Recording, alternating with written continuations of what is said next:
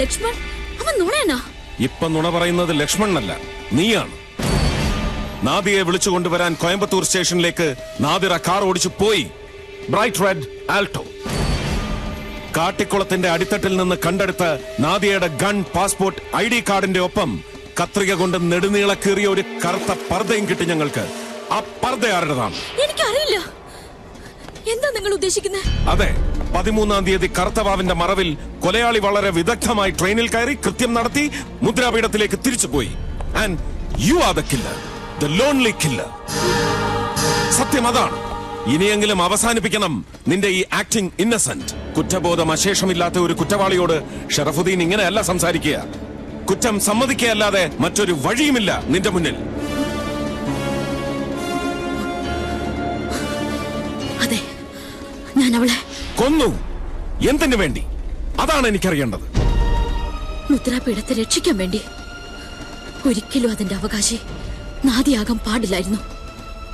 നിക്കാഹ് കഴിഞ്ഞ് ഞാൻ സിയായുടെ കൂടെ പോവും. അപ്പോ അവൾ ആ മുദ്രാപീഠം ആർക്ക് വേണമെങ്കിലും കിട്ടിയ വിലക്ക് വിറ്റ് തൊലയ്ക്കും.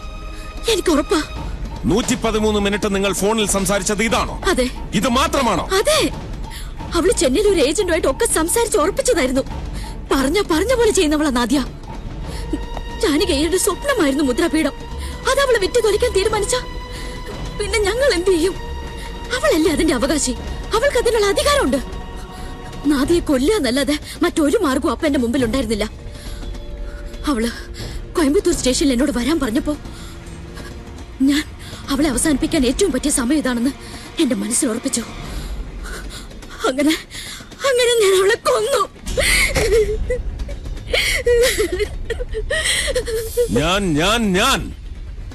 ഞാൻ എന്ന രണ്ടക്ഷരത്തിനുള്ളിൽ മറഞ്ഞിരിക്കുന്ന കൊലയാളി നാദിറയല്ല, നാദിയ. ഒരിക്കലും ഉന്നം തെറ്റാത്ത ഷാർപ്പ് ഷൂട്ടർ നാദിയ മേത്തർ. കുത്തേറ്റ് കോമയിൽ കിടക്കുന്നത് dancer Nadira. You are still under A mask. ഇരട്ട ക്രിമിനലുകളായ ഖ്രേ ബ്രദേഴ്സിന്റെ ജീവചരിത്രം മനഃപ്പാഠമാക്കിയ പെൺകുട്ടി. സഹോദരിയുടെ വിവാഹ നിശ്ചയത്തിൽ പങ്കെടുക്കാൻ സൗപർണിക എക്സ്പ്രസിന്റെ ഇനോഗ്രൽ ട്രിപ്പിൽ ചെന്നൈയിൽ നിന്ന് പാലക്കാട്ടേക്ക് യാത്ര ചെയ്തവളും അവൾ തന്നെ. ഞാൻ എന്ന വാക്കിന് അപ്പോ അർത്ഥം നാദിറ എന്നല്ല, നാദിയ. യെസ്. അന്ന് സൗപർണിക എക്സ്പ്രസിൽ സംഭവിച്ചത് സൈലന്റ് ഇംപേഴ്സണേഷൻ. അല്ലെന്ന് വാദിക്കാം. പക്ഷെ എന്റെ മുന്നിൽ നിൽക്കുന്നത് നാദിറയല്ലെന്ന് നാദിയ തന്നെ തെളിയിച്ചു കഴിഞ്ഞു.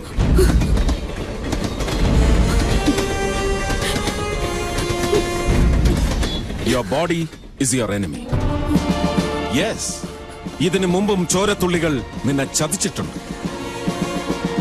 ആദ്യം സൗപർണിക എക്സ്പ്രസിന്റെ ബി കൂപ്പെ എന്ന കൊലയറയ്ക്കുള്ളിൽ നാദിയയുടെതെന്ന് ലോകത്തെ വിശ്വസിപ്പിച്ചുകൊണ്ട് നീ ഒഴുക്കിയ നാദിറയുടെ ബി പോസിറ്റീവ് രക്തം. പാസ്പോർട്ടിന്റെ കോപ്പിയിൽ നിന്ന് നാദിയയുടെ ബ്ലഡ് ഗ്രൂപ്പ് A നെഗറ്റീവ് ആണെന്ന് തെളിഞ്ഞു. A ബിയെ ചതിച്ചു.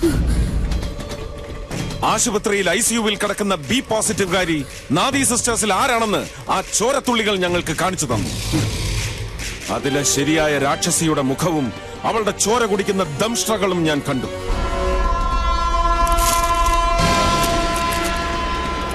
ഷൂട്ടർ നാദിയെ ഡാൻസർ നാദിറയിൽ നിന്ന് വേർതിരിച്ചറിയുന്ന മറ്റൊരു mark 18.8 nickel chromium dental band. ഈ കേസിന്റെ അന്വേഷണത്തിൽ എനിക്ക് കിട്ടിയ ആദ്യത്തെ ടിപ്പും ഇതായിരുന്നു. പെർഫെക്റ്റ് മർഡർ ആക്കാൻ നാദിറയുടെ ഡെന്റൽ ക്ലിപ്പ് വലിച്ചു പറിച്ചെടുത്ത് ഒരു ഡെന്റൽ സർജറി നടത്തി നീ. പക്ഷെ കൃത്യം നടത്തി ഇറങ്ങിപ്പോയപ്പോ നീ അറിയാതെ ഈശ്വരന് ഇത് ഒളിപ്പിച്ചു വെച്ചു ഞങ്ങൾക്ക് വേണ്ടി.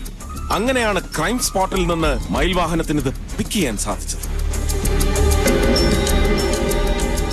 മുദ്രാപീഠത്തിലെത്തിയ ഉടനെ നാദിറയുടെ കൈവശമുണ്ടായിരുന്ന സ്പെയർ ഡെന്റൽ ബാൻഡ് എടുത്തണിഞ്ഞ് നാദിറയുടെ നിഷ്കളങ്കമായ മുഖഭാവത്തിന് പിന്നിൽ നാദിയ വളരെ സേഫായി ഒളിച്ചു. നാദിറയുടെ വിവാഹ വസ്ത്രങ്ങൾ എടുത്തണിഞ്ഞ് കല്യാണപ്പെണ്ണ് ചമഞ്ഞ് നിശ്ചയപന്തലിലേക്ക് നാദിയ ഇറങ്ങി. കൃത്യം നടത്തിയത് പുരുഷനാണെന്ന് ധരിപ്പിക്കാൻ നാദിറയുടെ ചുണ്ടുകൾ വരെ നീ കടിച്ചു പൊട്ടിച്ചു. അന്ന് നിന്റെ വീട്ടിൽ ഞാൻ വന്നത് മുദ്രാപീഠത്തിന്റെ ആസ്തി അളക്കാനാണെന്ന് നീ കരുതി. അല്ല, കമ്പിയിട്ട് പൂട്ടിയ നിന്റെ ചോരപ്പല്ലിന്റെ അളവെടുക്കാൻ എടുത്തു, നീ പോലും അറിയാതെ. ആ രാത്രി നിന്റെ കഴുത്തിന് കയറി പിടിച്ചത് സുദർശനായിരുന്നു.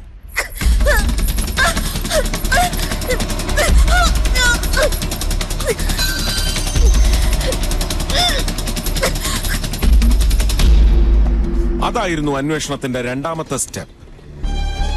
നാദിറയുടെ ലോവർ ലിപ്പിൽ നിന്ന് ലഭിച്ച അപ്പർ ആന്റീരിയസിന്റെ മാർക്കും സുദർശന്റെ കൈത്തണ്ടയിൽ നിന്ന് ലഭിച്ച മാർക്കും ഒരേ അളവായിരുന്നു. ആ തെളിവ് നിന്നെ ചൂണ്ടി നിൽക്കുമ്പോഴാണ് ഞാൻ നിന്നെ രണ്ടാമത് കാണാൻ വരുന്നത്. അറിഞ്ഞില്ല നീ, അന്ന് നിന്റെ ഐഡന്റിഫിക്കേഷൻ പരേഡായിരുന്നു. സിയായെ കുറിച്ച് മനഃപൂർവ്വം ഞാൻ അനാവശ്യങ്ങൾ വിളിച്ചു പറഞ്ഞപ്പോ ദേഷ്യം കൊണ്ട് നീ മറച്ചു വെച്ചിരുന്ന നിന്റെ തനി സ്വരൂപം നീ അറിയാതെ പുറത്തു ചാടി. അപ്പോഴും സിയ മുസാഫിർ നല്ലവനാണ്. കലാകാരന്മാരെല്ലാവരും നല്ലവരാ. വിശ്വാസം രക്ഷിക്കട്ടെ. കണികണ്ട ദേവന്റെ കാലിലും ചെളി എന്ന് പണ്ടാരോ പറഞ്ഞത് ഇവനെയൊക്കെ ഉദ്ദേശിച്ച റിയൽ ഡെവിൾ.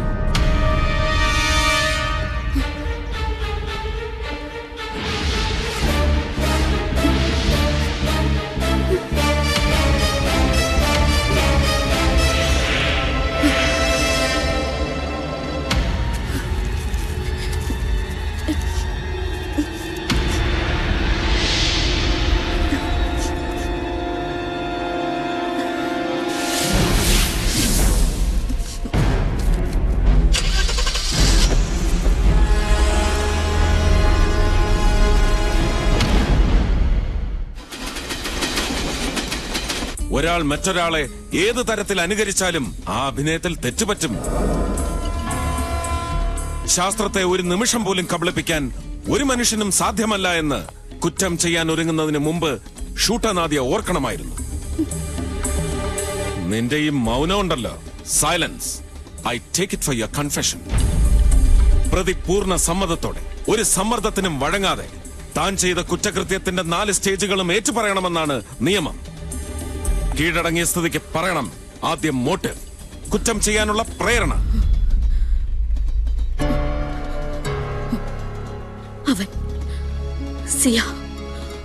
സിയ മുസാഫിർ ഒരു പവർ ഗിറ്റാർ കൊണ്ട് ലോകത്തെ വിസ്മയിപ്പിച്ച സലീഷ്യൻ മ്യൂസിഷ്യൻ. നാദരയേക്കാൾ 100 ഇരട്ടി ഞാൻ അവനെ മോഹിച്ചു. ആരും എന്നെ മനസ്സിലാക്കിയില്ല. എന്റെ ആഗ്രഹം ഞാൻ അയ്യരമ്മയോട് പറഞ്ഞപ്പോ അവരെന്നെ വഴക്ക് പറഞ്ഞു. ഒക്കെ ഞാൻ സഹിച്ചു എന്റെ സിയായിക്ക് വേണ്ടി. പക്ഷേ തനിക്ക് കിട്ടിയ സൗഭാഗ്യത്തെ പറ്റി പറഞ്ഞ് നാദിര എന്നെ കളിയാക്കിയപ്പോ അതാണ് എന്നെ ഭ്രാന്തിയാക്കിയത്, എന്നെ ദുഷ്ടയാക്കിയത്. യാ അല്ലാഹ്, നിന്നിലും അധികം ഞാൻ അവനെ സ്നേഹിച്ചു പോയി. കുറ്റം ചെയ്യാനുള്ള ഒരുക്കങ്ങൾ എപ്പോഴാണ് തുടങ്ങിയത്? നാദരയും സിയയും തമ്മിലുള്ള വിവാഹം തീരുമാനിച്ച നിമിഷം മുതൽ ഞാൻ മനസ്സിലുറപ്പിച്ചു, എന്നെ അവളെയും ഒരിക്കൽ പോലും നേരിട്ട് കാണാത്ത സിയയ്ക്ക് ഞാനും നാദരയും ഒരുപോലല്ലേ. പാരീസിലെ ക്രേ ബ്രദേഴ്സ് എന്ന ക്രിമിനൽസിന്റെ ജീവചരിത്രം വായിച്ചപ്പോ ഞാൻ ഉറപ്പിച്ചു ഐഡന്റിറ്റി എക്സ്ചേഞ്ച് ചെയ്യാൻ. 12-ാം തീയതി എല്ലാ കാര്യങ്ങളും എനിക്ക് അനുകൂലമായി വന്നു. കോയമ്പത്തൂർ ഫ്ലൈറ്റ് ക്യാൻസൽ ആയതും പാലക്കാട് 2.5 മണിക്കൂർ ലേറ്റായി മാത്രം എത്തുന്ന സൗപർണിക എക്സ്പ്രസും ഒക്കെ ഒരു ദിവസം തന്നെ സംഭവിച്ചു. പിന്നെ അവളെ കൊല്ലേണ്ട രീതി മാത്രം, ഗണ്ണുപയോഗിക്കാതെ സർജിക്കൽ ബ്ലേഡ് കൊണ്ട് കഴുത്തറക്കാൻ ഞാൻ തീരുമാനിച്ചു. അതിനുവേണ്ടി ഒരെണ്ണം ഞാൻ ചെന്നൈയിൽ നിന്ന് വാങ്ങി കരുതി. പക്ഷെ ആ ബ്ലേഡ് ഞാൻ ഉപയോഗിച്ചില്ല. സി കുപ്പയിലെ ഡോക്ടേഴ്സിന്റെ കയ്യിൽ നിന്ന് രാജമ്മ ബ്ലേഡ് വാങ്ങി വരുന്നത് ഞാൻ കണ്ടു. എല്ലാവരും ഉറങ്ങിയപ്പോ ഞാനതെടുത്ത് ഒളിപ്പിച്ചു വെച്ചു. അന്വേഷണം വരുമ്പോ ആ ബ്ലേഡിന്റെ ഉടമ ഞാനാവാതിരിക്കാൻ ഫോണിൽ നാദിരയോട് കോയമ്പത്തൂർ സ്റ്റേഷനിൽ വരാൻ ഞാൻ പറഞ്ഞു.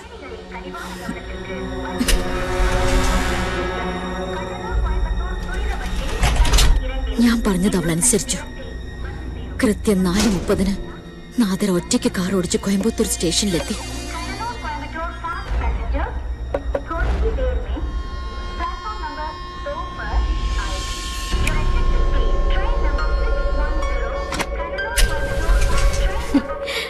എന്തേ, വാ നമുക്ക് പോവാ. നിക്കേ, നീ ഇങ്ങോട്ട് വന്നത് ആരെങ്കിലും കണ്ടോ?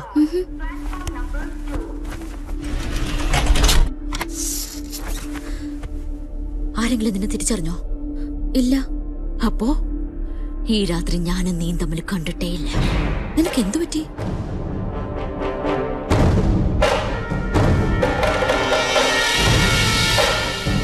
എന്നെ കൊണ്ടുപോകാൻ നീ കോയമ്പത്തൂരിൽ വന്നിട്ടില്ല. ഇപ്പൊ നീ മുദ്രാപീഠത്തിലാ. സിയെ കിനാവ് കണ്ട് ഉറങ്ങുക അല്ലേ?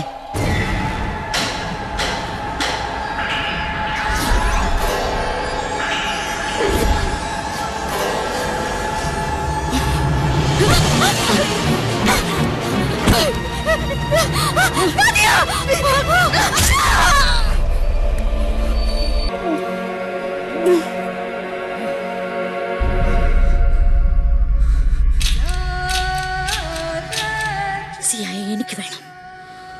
അവൻ എന്റെയാ, വിട്ടുതരില്ല ഞാൻ. നീയല്ല, നാദിയാണ് മരിച്ചത്.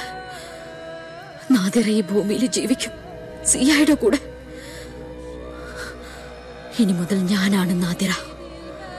അല്ല, നാദിറ സിയ മുസാഫിർ.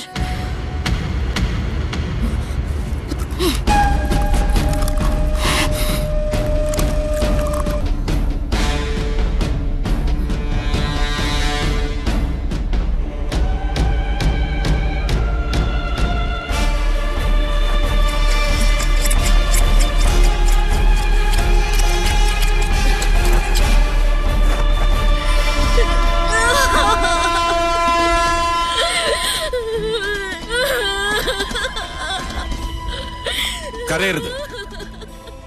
കരയാൻ ഒരർഹതയും നിനക്കില്ല. എനിക്കറിയാം, ഞാൻ നാദിറയോട് ചെയ്തത് പ്രായശ്ചിത്തമില്ലാത്ത തെറ്റാ.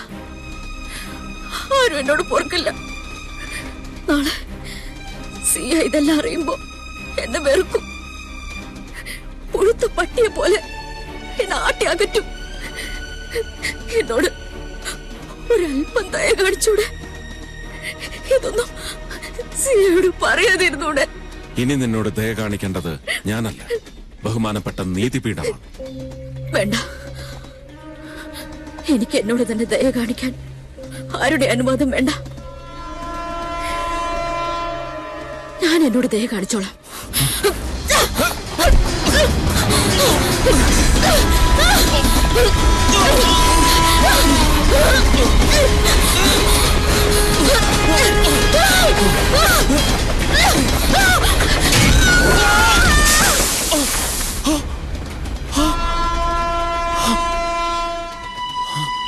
സത്യത്തിൽ ഇന്നാണ് നാദിയ കൊല്ലപ്പെട്ട രാത്രി.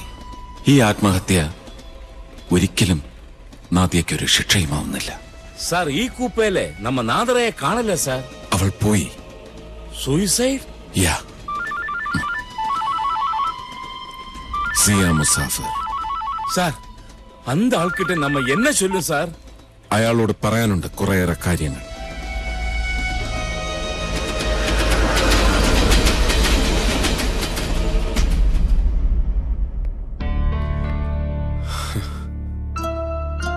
I can't believe this. ആ കുട്ടിക്ക് എങ്ങനെ മനസ്സ് വന്നു? U forget about Nadia. ഇനി നീ ഓർക്കേണ്ടത് നാദിറയെ കുറിച്ച് മാത്രം. ഇന്ന് അവളെ ഡിസ്ചാർജ് ചെയ്യും. ഡോക്ടർ പറഞ്ഞത് സിയ നീയും കേട്ടതല്ലേ. ഇനി മിറാക്കിളൊന്നും സംഭവിക്കാനില്ല. ജീവിതകാലം മുഴുവൻ അവൾ അങ്ങനെ വീൽ ചെയറിൽ ചുരുണ്ടുകൂടിയിരിക്കും. എന്തു വേണമെന്ന് നിനക്ക് തീരുമാനിക്കാനുള്ള സമയമായി.